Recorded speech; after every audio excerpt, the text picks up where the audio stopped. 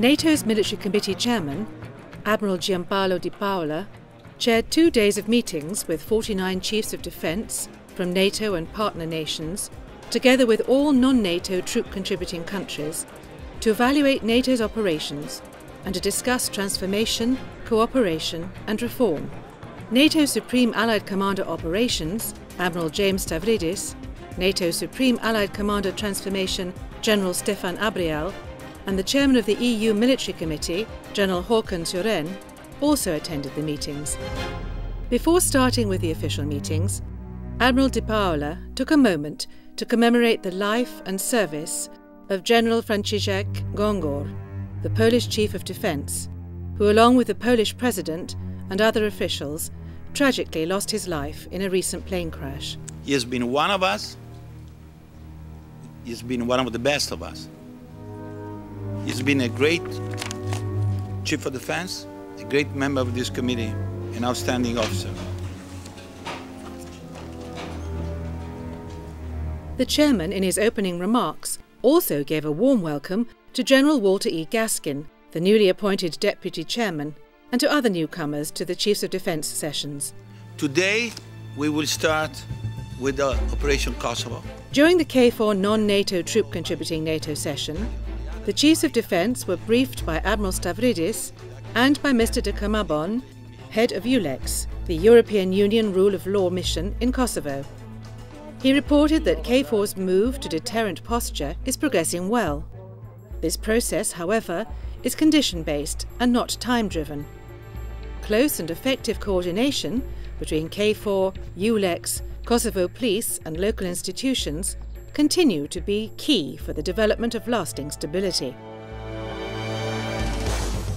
With regard to NATO's counter-piracy operation, Ocean Shield, which has been extended to 2012, the achievements and successes of NATO's efforts against piracy in 2009 and during the first months of 2010, coordinated with the EU and other international actors, has had a positive effect so far.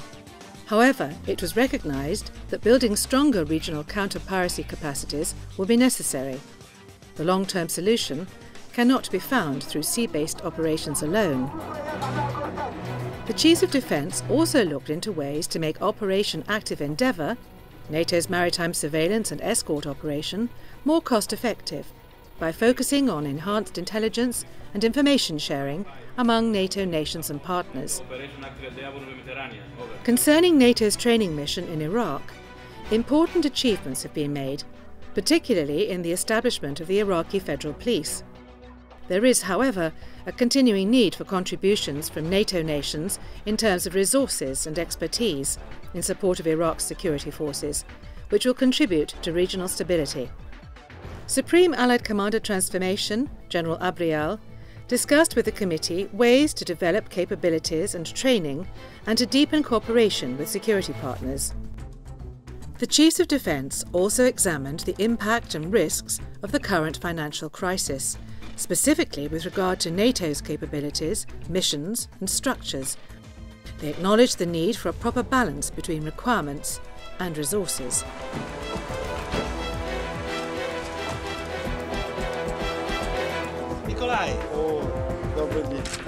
In the NATO-Russia Council with military representative session, all 29 Chiefs of Defence approved the NRC-MR work plan for 2010 and expressed the will and ambition to bring NATO-Russia military-to-military cooperation to a higher level over the next year.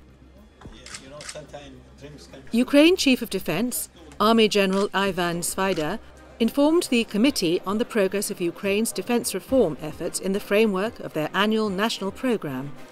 The Chiefs of Defence particularly praised Ukraine's contribution and commitment to NATO missions and to the NATO response force. The committee also welcomed Georgia's contribution of over 750 troops to ISAF in Helmand province, which makes Georgia the second largest troop-contributing NATO partner. Views were exchanged with Major General David Chankotadze, Georgian Chief of Defence, on further NATO support to the transformation and reform process of the Georgian armed forces.